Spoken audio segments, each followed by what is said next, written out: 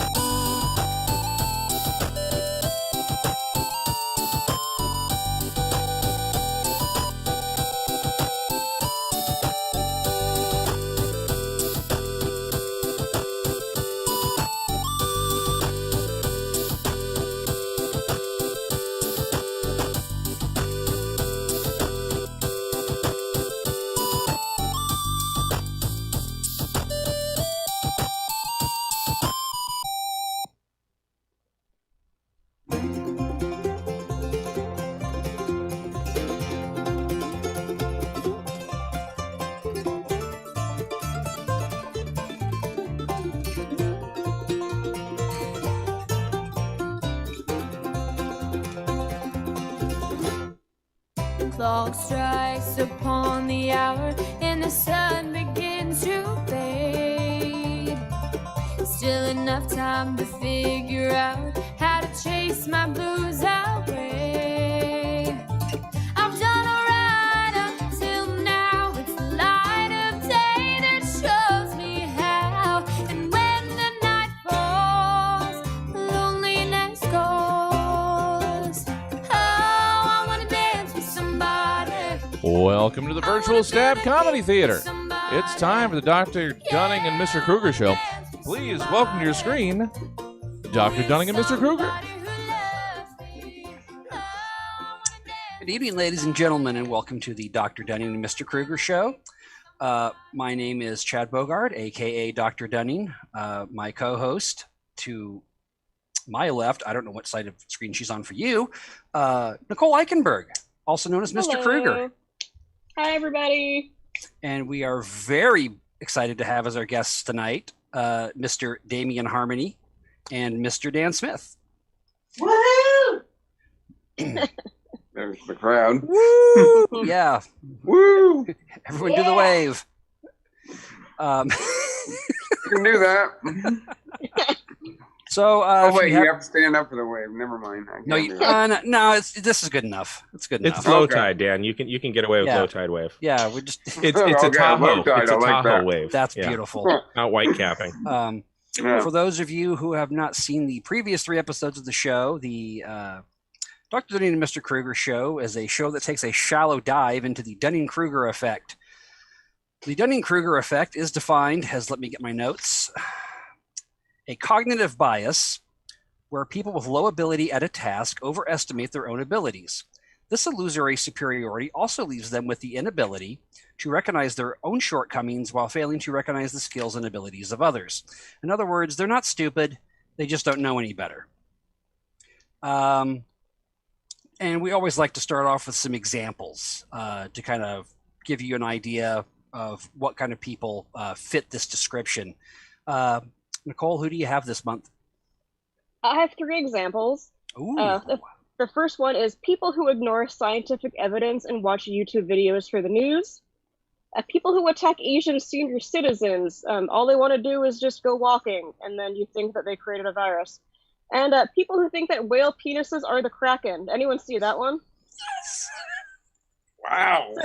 So there's been a thing that's been going around the meme-verse lately that they think where the Kraken mythos came from is that whales flap their penises around right over the water, and they look kind of like tentacles, and that might have been where the Kraken myth came from. Now, And now you know.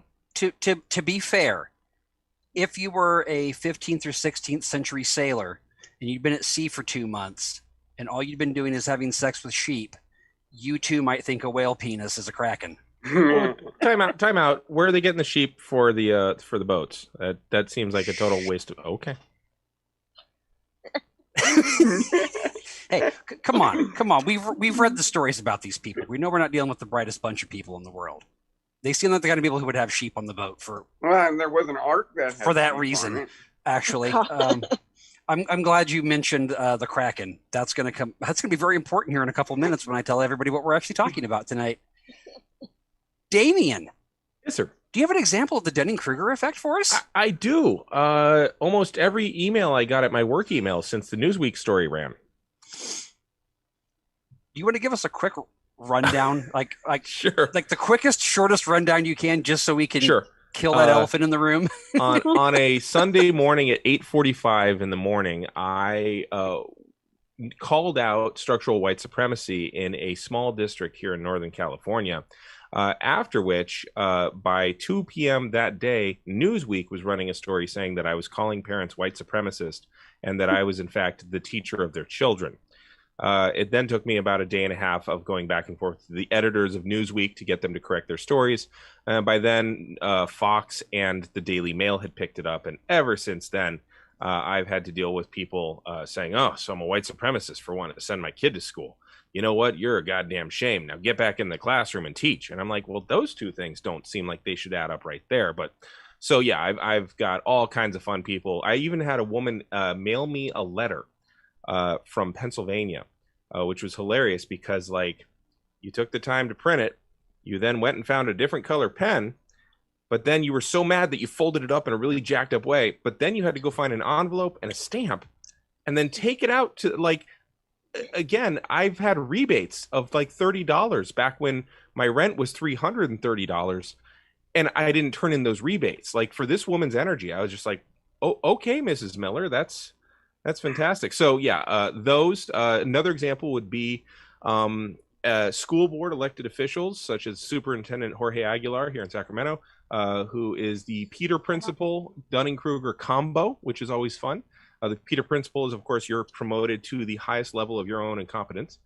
Yes. They all have expertise in their realms, none of which has been as a teacher or in a classroom, and they all ignore the one objective thing that will bring up student achievement, such as lower class sizes.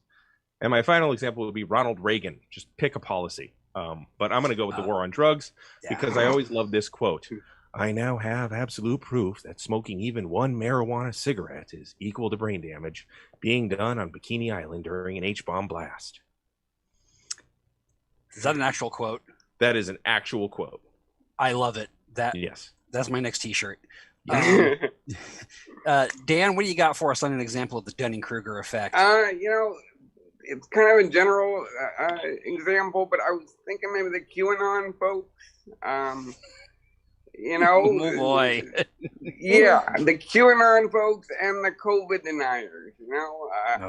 Hey, this guy who has a degree from Cracker Jack University says that there's no problem with COVID, so we're fine. This is all a lie.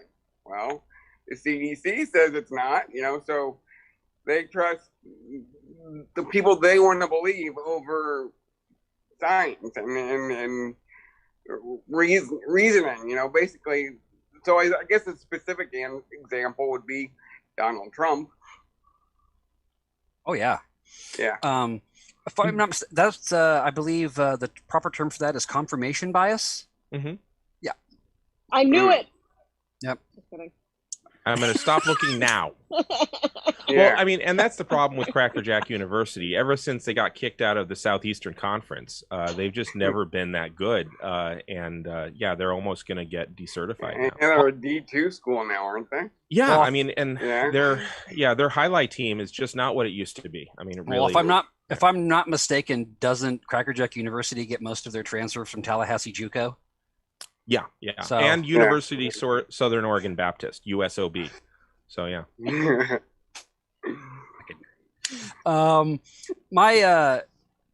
By the way, Dan, it's funny that you mentioned QAnon. The show we did last month was QAnon. Was on QAnon. Yeah. It was fantastic. If there's still some way to watch it, I recommend going back and checking it out. It was a lot of fun. It should be. The group I want to go with, I want to get very specific here because I could just say Christians, but I want to specify a certain group. I want to talk about Christians who are confident in their ability on dinosaurs. I don't understand how you could be so confident in something you know nothing about. I've heard, these are all things I've actually heard, that fossils are just dug up bones filled with rocks. This is my favorite one. Fossils were placed by the devil to trick man into straying away from God, which the Devil Put Dinosaurs Here was actually an album by Alice in Chains. It's a great album title. We're talking about people who think carbon dating is a matchmaking site for paleontologists. Proud of that one. They think the Flintstones is a documentary. And my favorite one, I just saw this the other day. It was a Christian movie version of Finding Nemo called Finding Jesus, about two fish who swim to Jesus Bay to find Jesus. I'm not making this up. I wish I was making holes in their hands, so they have to swim extra hard, or is that? It makes them more streamlined. It's like the Sub in Red October. They're just pulling water through. I feel like it should be pronounced Jesus Bay. Anyway, probably. But my favorite part of that is if you read the Bible, Jesus says, "If you deny me, that's bad. If you change money in front of the temple, that's bad. Copyright infringement? Hey, turn the other cheek, baby. We got no problems here." So excellent examples, everybody. Off to a wonderful start here, making fun of people who deserve it. No. So second segment of the show, we do a little something here called What Else You Got, where we tackle our main topic. The main topic this week, Nicole kind of alluded to it a little bit with her Kraken comment. We're talking about cryptids. Cryptids are monsters of legendary and mythical proportion, such as Bigfoot, Loch Ness Monster here in this, Bigfoot in the States, common, Loch Ness Monster in Scotland, the Yeti. Andre the Giant is not a cryptid, in case anybody was wondering. That doesn't qualify. But the French Flying Angel does. I gotta look that one He was up. the other guy who good. suffered from gigantism, and he's the one that Shrek's face is based on. I'll stop. No, that's awesome. I want to know. Real person? Okay, wait. There's an actual Shrek? Wait a minute. No, there was a wrestler named the French Flying Angel, and he suffered from gigantism, and his head became the basis because when he died, they did a death mask, like you do when he died in 1966. And they have that death mask. You could look up French Flying Angel death mask, and it is haunting. But they absolutely used his body and his head as the model for Shrek. It wasn't just Chris Farley. Yeah. Even my Snorlax is amazed behind me, which also not a cryptid. So what we want to do here, though, is we. Sorry, I looked it up. I knew you would. Told you. What we want to do here is we're going to talk about each of us. We're going to talk about our favorite cryptid. So this time we're going to start with Damien. Damien, why don't you tell us about your favorite cryptid? Yeah, well, I'm a sucker for the Pacific Northwest, and I secretly harbor the fantasy that there's a whole group of Sasquatch living together, and that way you could have the collective noun for them be a trample.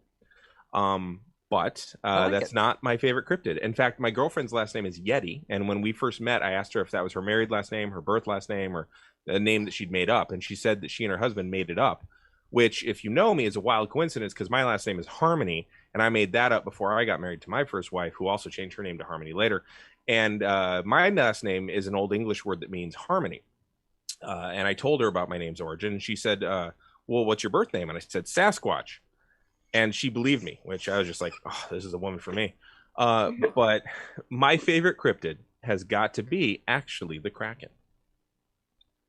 So wow. Yeah. So for folks, that's why I was like, oh God, she's stealing my thunder. Do I have to make up a new one? But ancient sailors used to hug the land when they would sail, and they would anchor either at night or they'd island hop. You'd pull into an island. And so they almost always stay within sight of land because safety and frankly, a lack of power, because you either only have sails or rowing or both. And as such, they were subject to all the weather patterns. So a trip that would take 6 days going one way would take 6 weeks going the other. But if you get too far from land, you couldn't see the land. You could easily get lost at sea. And instead of recognizing that such possibilities exist, ancient sailors made something far more terrifying, the Kraken. And basically, by most accounts, it seems to just have been a giant squid or apparently whale peen. And sometimes it's the same two giant squid. Some people have said, oh, yeah, the Kraken is just these two monsters. But the imagination's a fun thing. And since it was originated by Vikings who have relatively small ships, I could absolutely see this occupying later imaginations.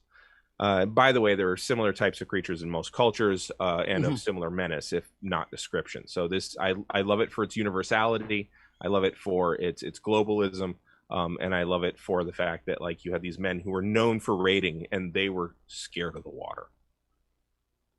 Well, I mean, yeah, I mean, if you've seen those whale penis pictures, that alone is frightening. I mean, and to think it's going to pull your boat down.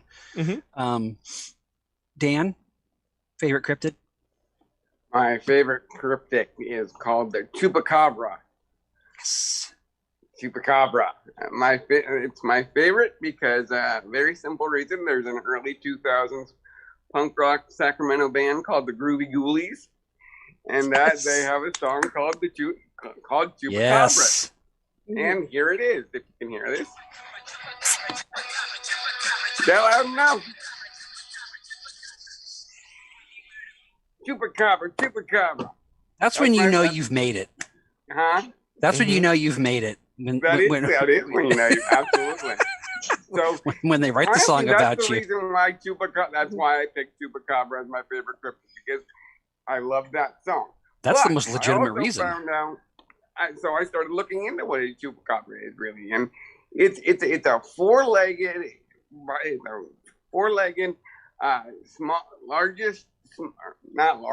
small to medium-sized creature in the Southwest. Either looks like it's been reported to look like a lizard or an alien. And the thing that it does is it goes around at night and it kills people's livestock. They're goats. You couldn't tell, I don't think, on the song there, but it starts with a goat leaking. So basically, it's the mythological creature equivalent of the coyote. So they're basically afraid of coyotes. And the other thing that just made me laugh just so much is the first reported sighting. You think of a cryptid, as a mythological creatures as being, from the days of yore, but when the news was just word of mouth. The first reported sighting of the Chupacabra, 1995. It's right after NAFTA. Yeah, it started working its way up here. Yeah. Okay. And the reason they go after goats is because no other creature goes after goats, because they're goat forsaken. So. Didn't know that. There's probably a deep reference there we didn't catch. I think that's why I like this guy. Thinking of, what am I not getting here? Well, actually, chupa is Spanish for suck, and cabra is goat, so it's a goat sucker. Yeah. Oh, okay.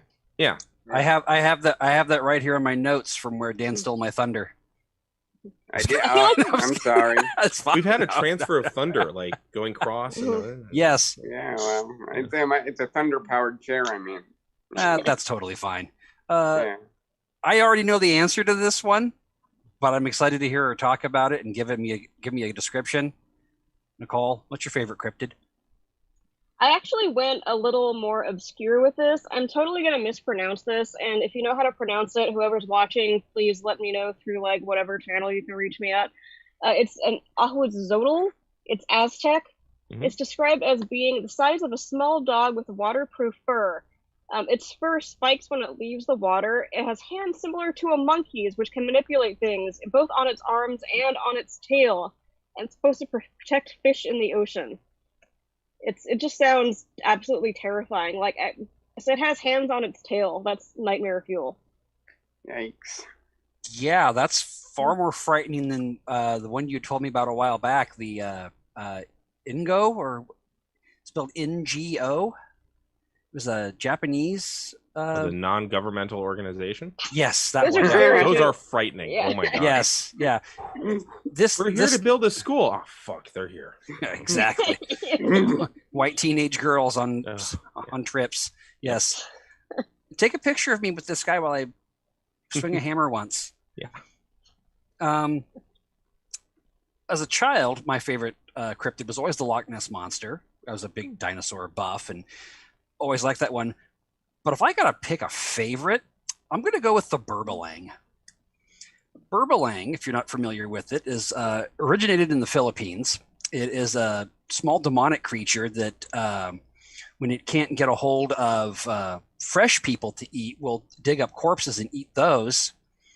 And fun fact, the Burbalang was kind of the inspiration for the main villain in the Jeepers Creepers series. As you recall, he would eat body parts of people and he would get his body parts back, kind of like what the Burbalang does. Now, though, the fun thing about it is it originated in the Philippines, but Burbalang sightings have been reported all over Asia and other places. And actually, just this last year, we had a Burbalang sighting reported in the U.S., but it turned out it was Mitch McConnell. So, yeah, I always love jokes, doing any kind of like real joke on these kinds of shows, because you say it and the four people on the show laugh and you get nothing else, and it feels like an open mic. It feels just like it. Everyone's outside, that's why. That's what it is. Nobody wants to stay to the end, like we were talking about. Yeah. So I already went home. So yeah, exactly. One of my daughter was younger. One of her favorite things was always to go to Build-A-Bear, and she has a whole army of these things. She has a couple of bears. She has I forget off the top of my head, I forget its name, but it's the penguin from Pokemon. You'd think I would know it off the top of my head. I'm Piplup. I'm sorry. I got Pokemon behind me, of course. Yeah, I got all of them back there. So, Did you catch them all? I'm level 43 on Pokemon Go now. I'm moving up there. So I'm. What's the highest level you can get? 50. It was 40. It was 40 for the first 4 years, and they raised the cap to 50 this year. 4 years? How long has it been out? No, 4 years. For the You first said 4 the years. first 4 years. Yeah, the first 4 year. The first 4 years, it was level 40. Okay. Okay, I'm sorry. I didn't know it was out that long already. Yeah, and Yeah. it's like your life expectancy. Like the longer Exactly. you live, the higher it goes. Exactly. Yeah. Oh, I thought you meant my life expectancy was 4 years. No, But I'm 40. handicapped. But now it's 43. There you go. Gotcha. Exactly. Yeah. So this kind of gave me the idea for a little segment we could do called "Build a Cryptid," where each of us gets to make up our own cryptid. Dan, what'd you come up with? My cryptid is called a monkafant.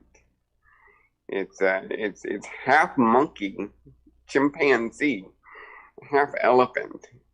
It's got the body of a monkey and the face of a monkey, the ears of an elephant, and then the trunk of an elephant. And the trunk is extra long because that's what it uses to swing from tree to tree. Its trunk, not its arms. Let's see, what else did I have about it? The origins of it is a young chimpanzee and a young elephant from warring families in the African jungle. They eloped, and they had a child together. But of course, the elephant was too big, for the chimpanzee, so they had the stork deliver the first monkifiant. So actually, coincidentally, male monkifiants too. They also inherit the other trunk from elephants. So they're just dragging around. And let's see, what else can I tell you? Their superpowers is that they sit up in the trees and they fling poo at unsuspecting passerbys on the ground with just absolute laser precision. You should look up the reported monkeyfin fatalities from fling poo. Monkeyfin fatalities, I love it. Yeah. And here's a fun fact, though. Monkeyfin, there is an actual monkeyfin, and it was a monkey built by me for Anna for an anniversary present at a Build-A-Bear. And it doesn't, okay, here's the thing. It doesn't look like a monkeyfin. It looks just like a monkey. But that was too boring when I gave it to her, so I told her it was a monkeyfin. Good enough. Yeah. All right, good enough. Your story raises two questions. Number one, is the stork that brings the babies also a cryptid? Because I definitely think the stork from Vlasic Pickles is a cryptid. Well, there's no question about him. And it's obviously cartoons. Yeah. I mean, you mentioned the secondary trunk on the male monkeyfant. It reminds me of a joke my dad used to tell me when I was a little kid, because my dad was an inappropriate drunk. Have any of you ever heard of the whoopee bird? No. It's a 6-inch bird with an 18-inch penis, and when it lands, it goes whoopee. So yeah, in case you guys have ever wondered what I had to grow up with. I laugh. It's silly, but yeah, it's great. Nicole, what did you piece together for us? So I am actually building off a meme I saw that says Cookie Monster is a submerged predator because he has high-set front-facing eyes. And I just had this image of Cookie Monster being like the Ahuizotl, like in the water, and you see it coming towards you, like the googly eyes on top, and you're like, oh shit, it's here. A hand on its tail. Yeah, that's my build a cryptid. Yeah, Damien, you'll appreciate this. When I first saw that, when you posted that about the Cookie Monster, the first thing I thought of was a froghemoth. And I know for a fact Dan knows, or Damien knows what that is. I don't know if the other two of you do, but yeah, that's the first thing I thought of. Nice. What is it, a froghemoth?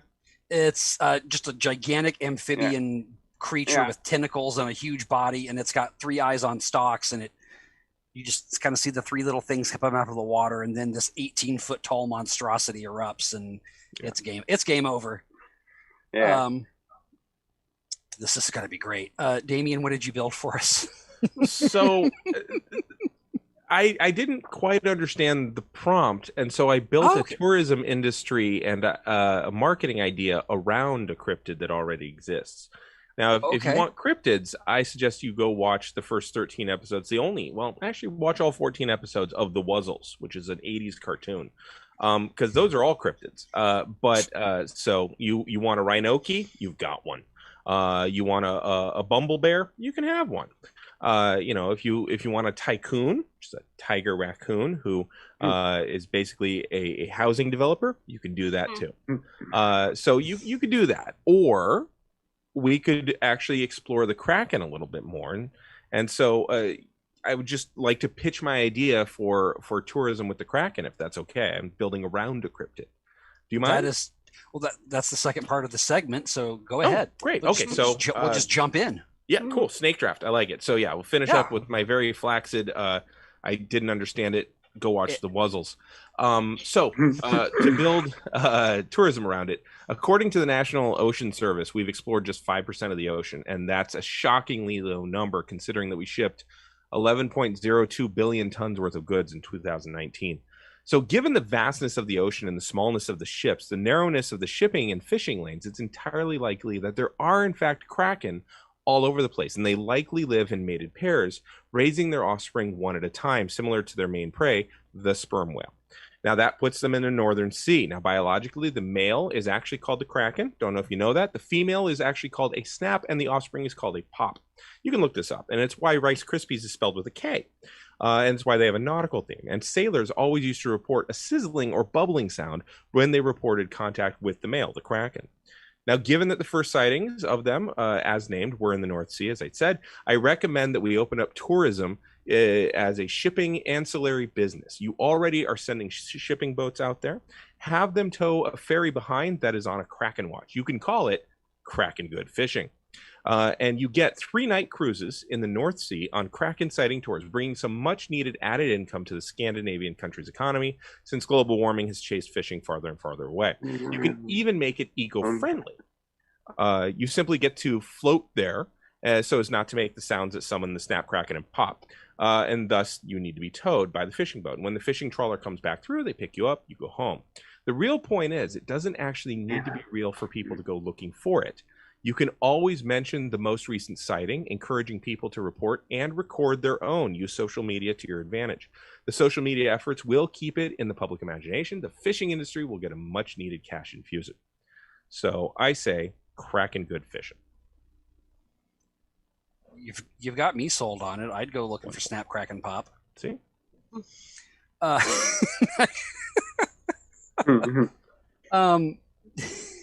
Okay. Let me compose myself here real quick. So Dan mentioned the chupacabra earlier. Yeah. And it kind of gave me an idea. I came up with the chalupacabra, which is a chihuahua that was left locked in a Taco Bell and consumed too much red sauce. Now, much like the chupacabra, the chalupacabra also eats goat meat. And hey, how lucky is it? It's in a Taco Bell. Their ground beef is pretty much goat meat. So, win-win. The chupacabra is just a beast.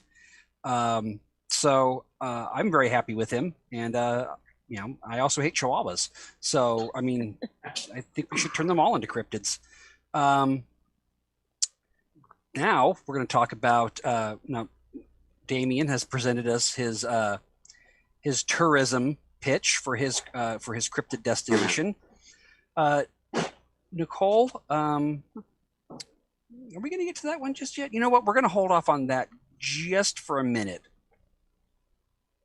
because we're going to. Yeah. Okay. So I almost got ahead of myself.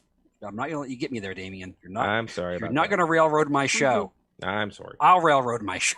There you go. They call that running a train now, Chad. It's different. No, because I knew this girl in high school. Anyway. No, that's called plow sharing. It harkens to a much more idyllic time where we all got together.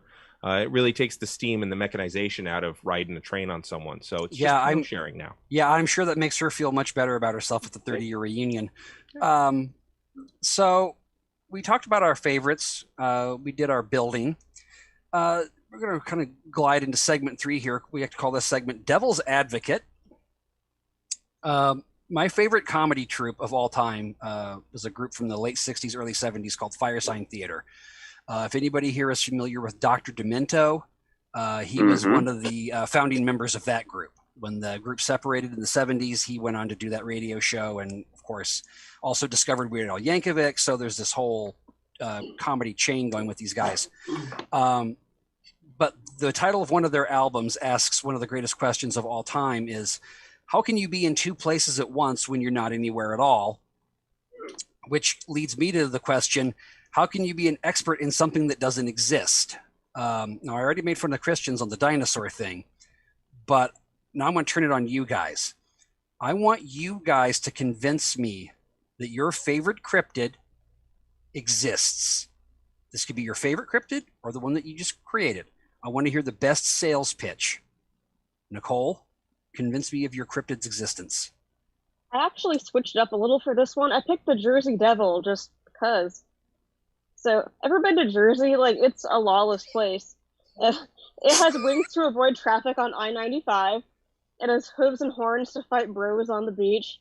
It has clawed hands to play the slots in Atlantic City. And it screams, I would too if I were in New Jersey. Boom, there you go. I don't recall. Did the Jersey Devil ever make an appearance on Jersey Shore? I don't believe so, but I would have watched it if it had. Could have been a ratings bonanza. They really blew it on that one. Yeah.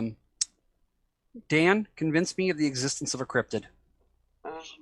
Can we go with Damien real quick? I gotta get something for That the is convention. Oh, this is even better. Props. Wow. Damien, convince me of your cryptid. Yeah, no, I'm happy. He seems like he got it now. If you want me to go, I will. Yeah, go ahead. Let's go ahead. Okay, sure. Yeah. So, gonna prove to you that the Kraken still exists. Obviously, I pointed out the fact that we have only explored 5% of the ocean. So it's 95% that is unexplored, unmapped, uncharted, just kind of vaguely out there. As such, we have just recently discovered new species in the last couple years. In fact, I remember in Peru, they discovered a new species of lizard because they were eating it.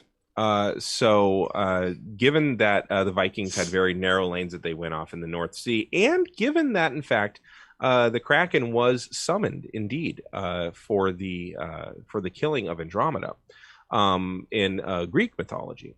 You have it showing up in different places, and really what it is the Kraken has become kind of a catch-all. It exists with an Irish monk story where he goes swimming, and it exists in a lot of other cultures, and it's clear that we've all got different cultures that have seen something that is the Kraken.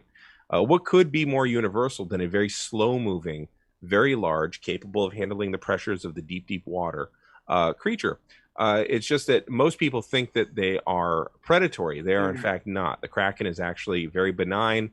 It's just kind of clumsy. So when it finally surfaces, it stretches. And when it stretches, sometimes there's a boat nearby, but very often not. It's like what Lee Harvey Oswald said. You miss every shot you never take. And so it's the same kind of thing here. You miss all the sightings that you're not there for. So very clear.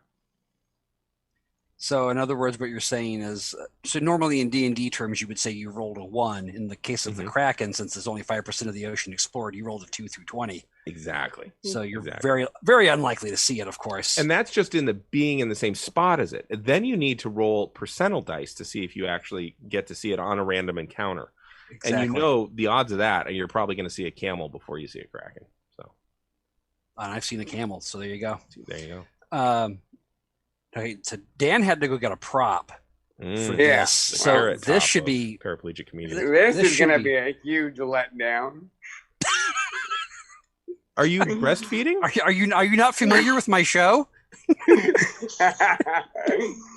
So Damien missed the part about build a cryptid. I missed the part about having to convince you that it exists. Perfect. So I got nothing except here's the prototype. Oh. And it's a killer monkapin. So this is she hasn't gotten her nose and her ears yet, but proof of concept. There, they exist. There you go. Because I'm holding one. You and because I missed that segment. I in my church going days, I once had a pastor stand in front of a crowd of 200 people and say that you can't trust your own eyes and ears. And when I finished my George Orwell flashback, I got up and left.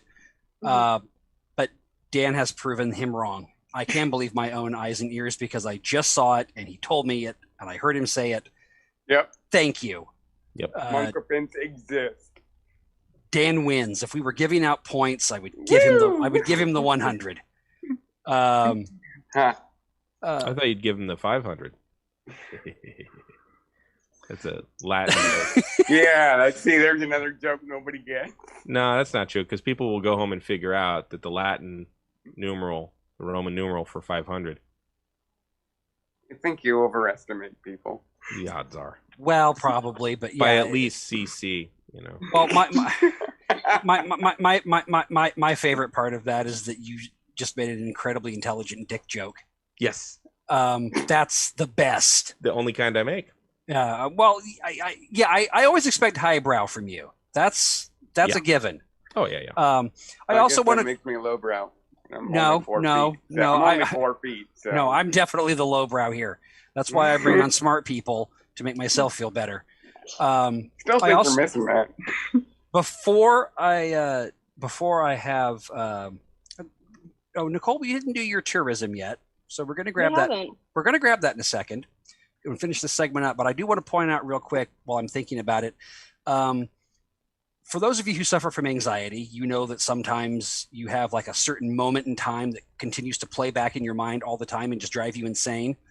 And I don't know if Damien remembers this, but Damien is one half of one of the worst moments of my life that constantly torments me. I'm one half of the worst moments of my life too. So this is well, that's usually how it goes. I met Damien for the first time outside of the Comedy Spot around, I think it was 2015. Wow. Okay. I've been doing comedy for almost a year at that point. We knew each other from Facebook. We were Facebook friends, so shook hands and said hi. 5 minutes later, I went inside, saw Damien at the bar, and proceeded to introduce myself again because I forgot that I had just met him 5 minutes earlier because I'm fucking stupid. And for whatever reason, that moment in time has haunted me ever since. Whenever I see a Facebook post from Damien, I immediately go, "Oh yeah, the guy you introduced yourself to twice because you're an idiot." So it was, let me ask you this, Chad. How did I handle you introducing yourself a second time? You looked at me and said, "Yeah, we just met outside," and I went, "Oh yeah," and I just walked away. Oh, I just walked.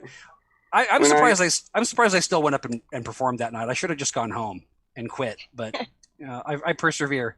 Yeah, you passed the litmus test, I guess. I can make you maybe feel a little bit better. When I first started comedy and started adding people that I didn't really know, 3 different times at a comedy club, I went up to somebody and introduced myself, thinking they were somebody else.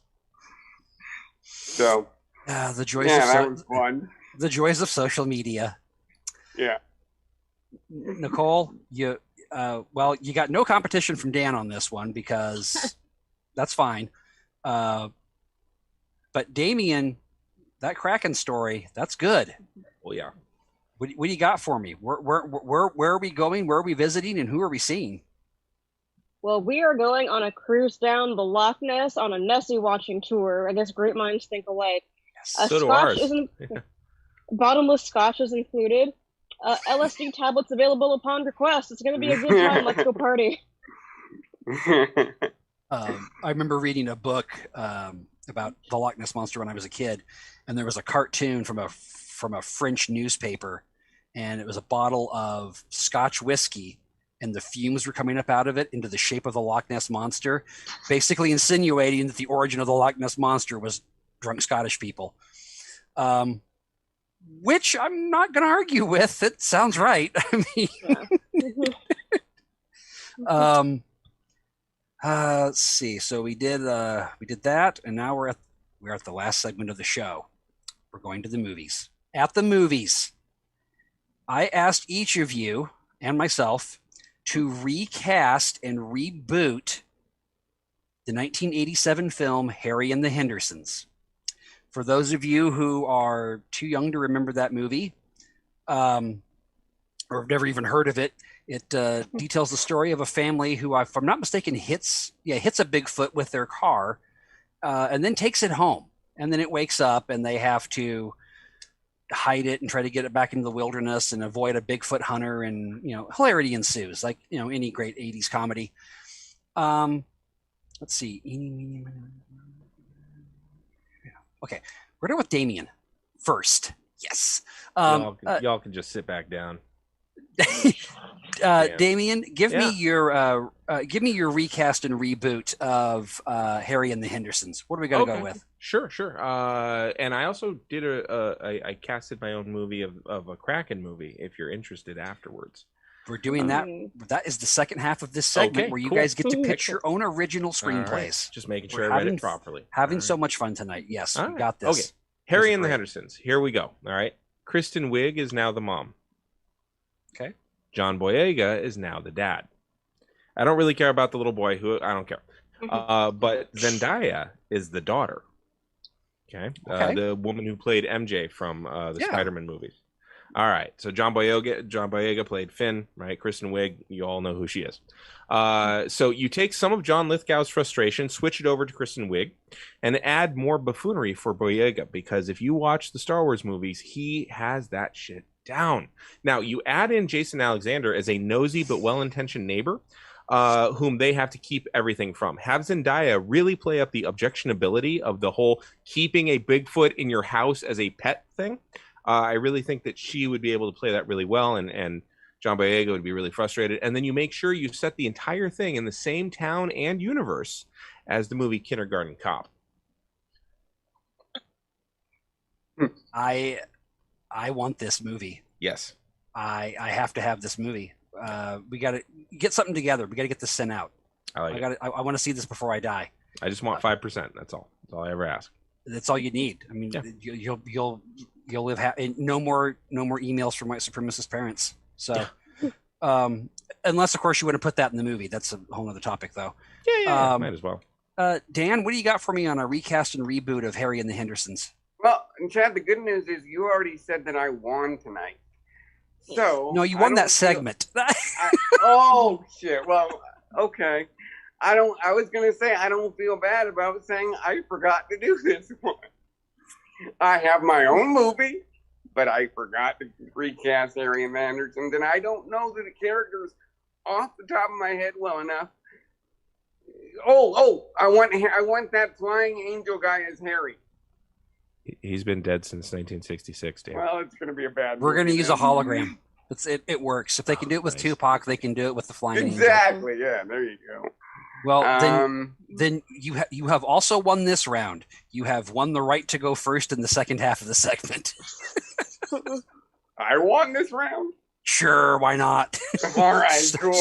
Snorlax approves. Kicking your ass, Amy. Nicole, what do you got for me? First time for everything, Dan. All right.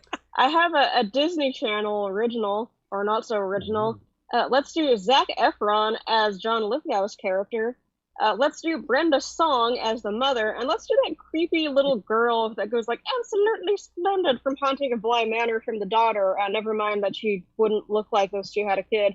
And let's do Rob Gronkowski for Harry. I want to change my answer. Yeah, Gronkowski is Bigfoot. I really like that. Will that come complete with a party scene where he gets really drunk and has to catch the Super Bowl trophy? Yeah, let's do it. Okay, because I think that's really important. Now my version, I'm going to stick with the original cast. John Lithgow. It's my show. I can do whatever. I'm sorry. I keep saying that, and I want to apologize. No, I don't want to apologize. I want to say I'm sorry. I keep saying my show. This is not my show. This is our show. Nicole is my co-host, and she will soon be promoted to Prime Minister of Social Media, because I am going to create a Twitter and an Instagram account for this show, so that the meme queen of Sacramento can ply her wares across the internet on multiple sources. Because if you guys are friends, I'm assuming you guys are both friends with her on Facebook. Yeah. Nobody posts more memes on a daily basis than Nicole, and it is incredible. Oh, you said meme queen. I thought you said meme queen. I was like, do you know Nicole? No, I thought it was on brand. I'm not gonna try me. Okay, that's See? That feels like a trap. That feels like you're trying to get me to say no. I think the mean queen is, and I'm not falling for that one. Yeah, no. I literally thought you said mean queen. No, mean, because but you're right about mean queen. Yeah, because you said mean queen, and under no circumstances am I going to throw John Ross's name out. Anyway, by the way, I love that guy. That's the guy that got me started in comedy. I took his class at the Comedy Spot a long time ago, and he was like, "Yeah, go ahead and do it. kind of funny. Give it a shot. He was wrong, but it's John fine. Ross looks like me if I made better dietary choices but worse life choices.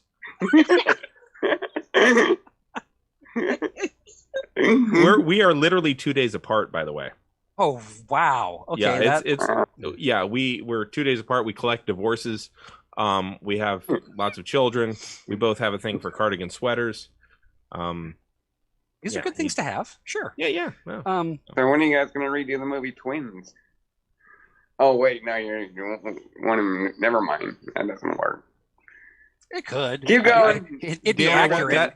I want that to be Dan's catchphrase from now on. Never mind. That doesn't work.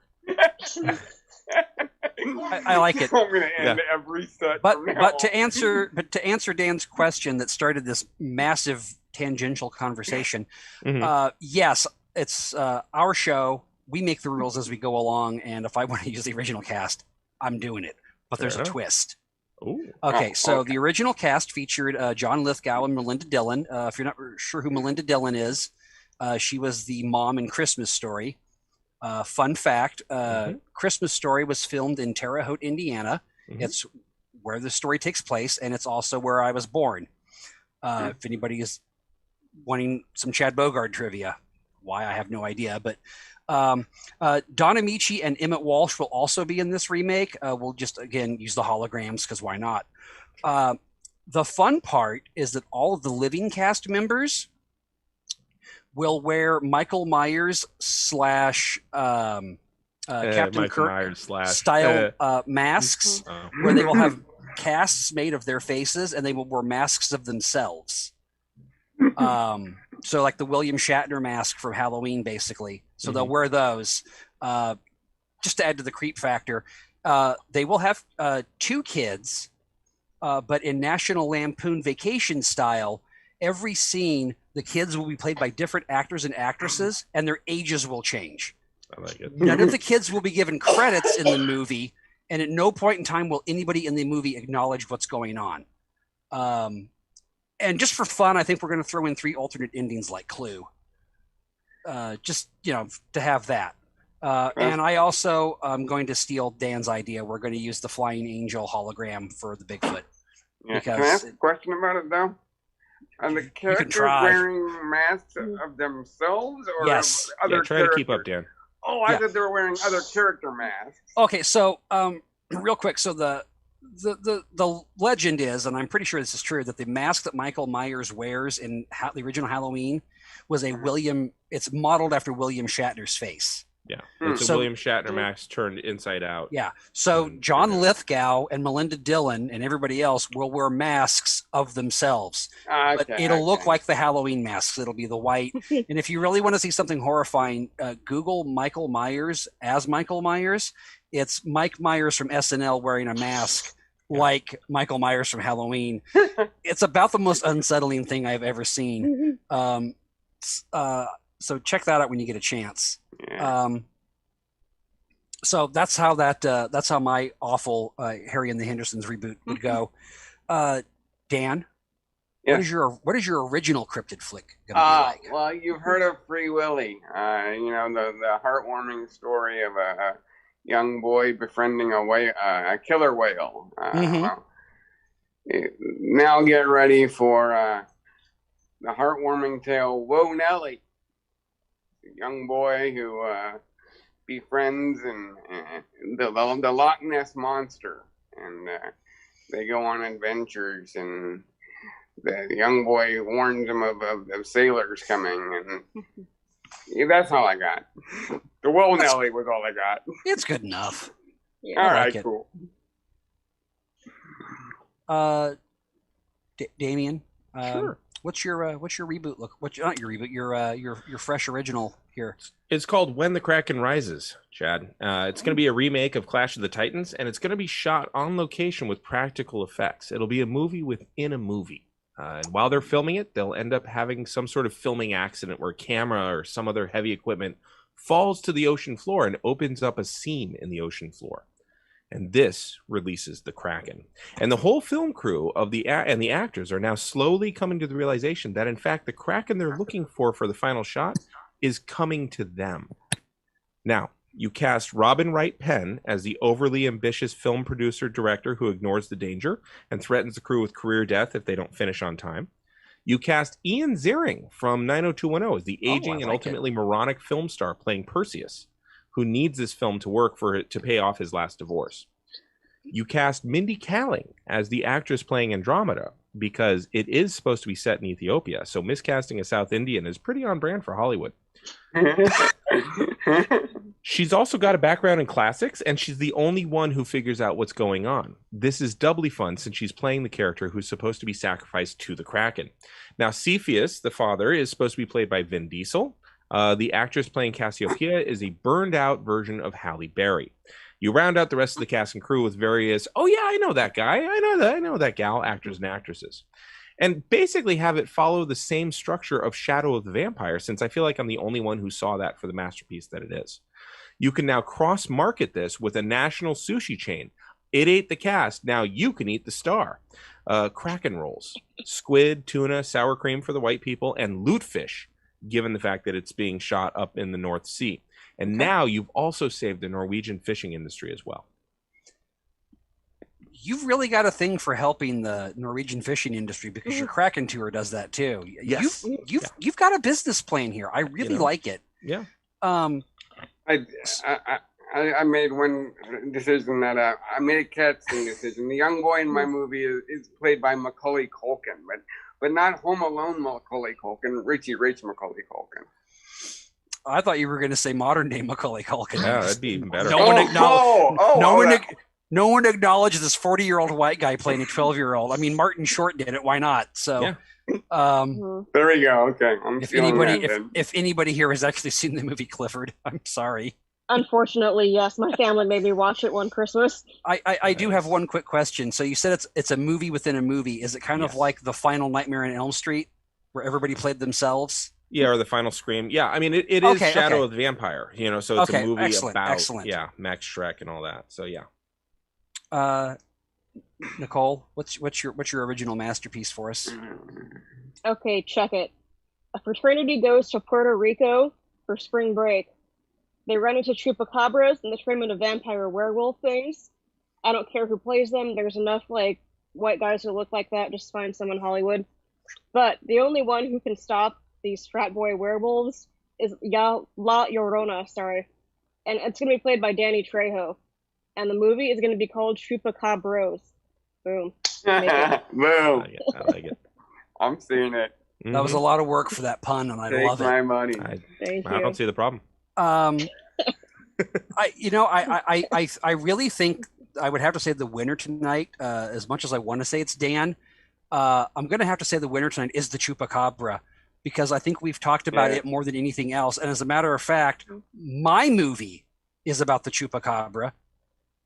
Ladies and gentlemen, I present to you Mr. Chupacabra Goes to Washington.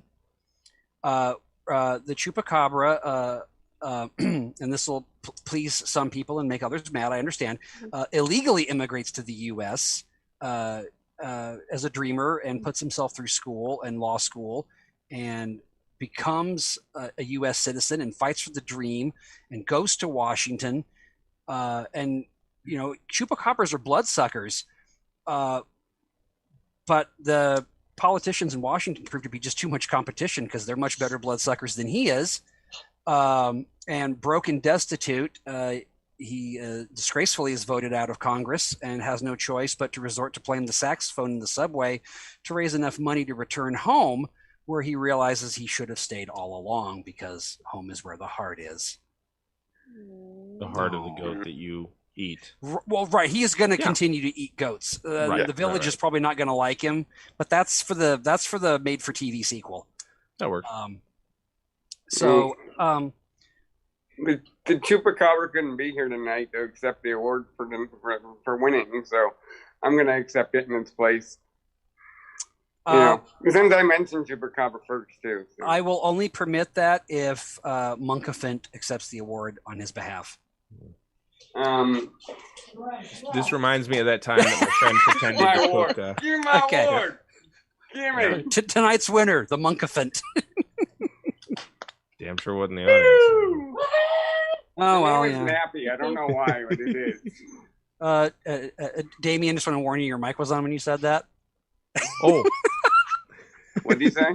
I missed it. No, Nothing. nothing. Damien, where That's me. I realize we have to be you have to be careful with this information here. But where can people reach you and talk to you and come see you do comedy? Well, Be there's very careful.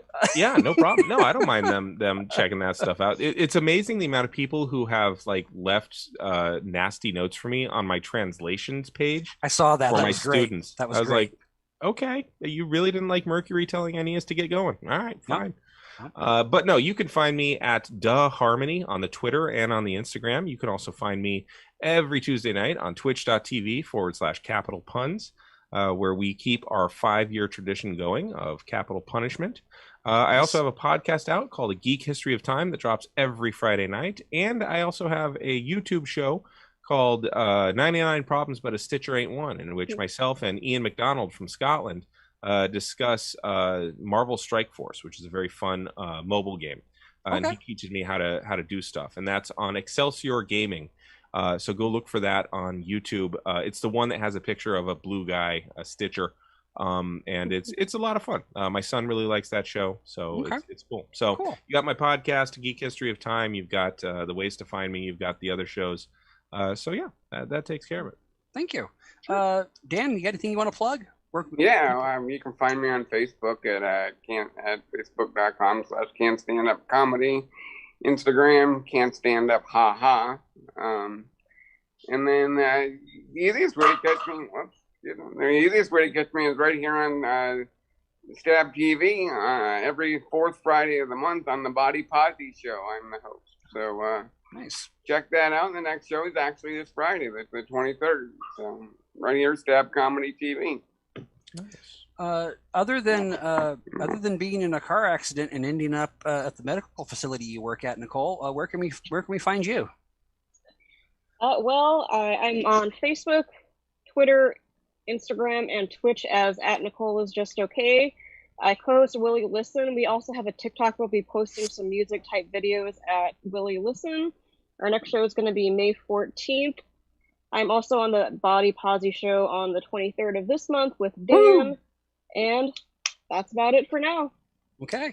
I would give you the information to contact us here at the show directly, but I have failed in my duties to supply those things, so I will get those put together. And if you come watch the show next month, then I'll give you that, and then you can call in and correct me and complain and all that kind of good stuff. But you can find me on Facebook. I don't use Instagram and Twitter right now. I'm redoing my accounts.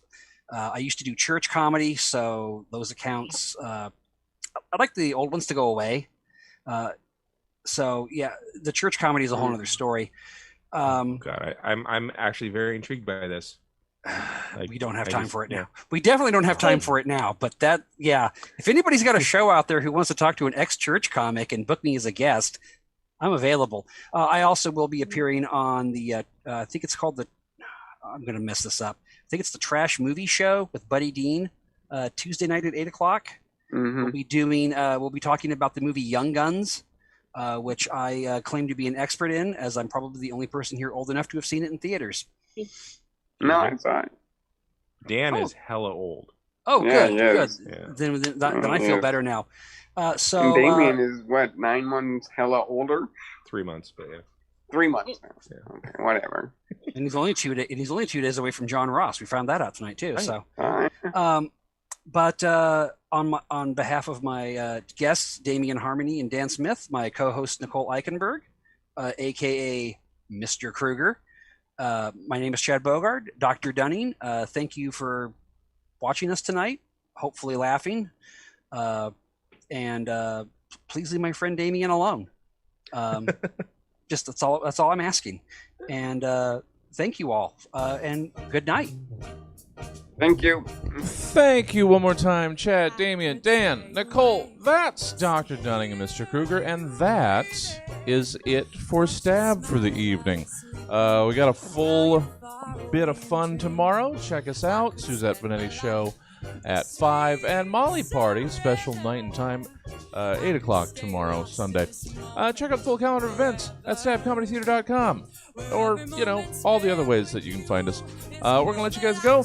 Going to catch you tomorrow here at 5 for the Suzette Vanetti Show. Good night, everybody.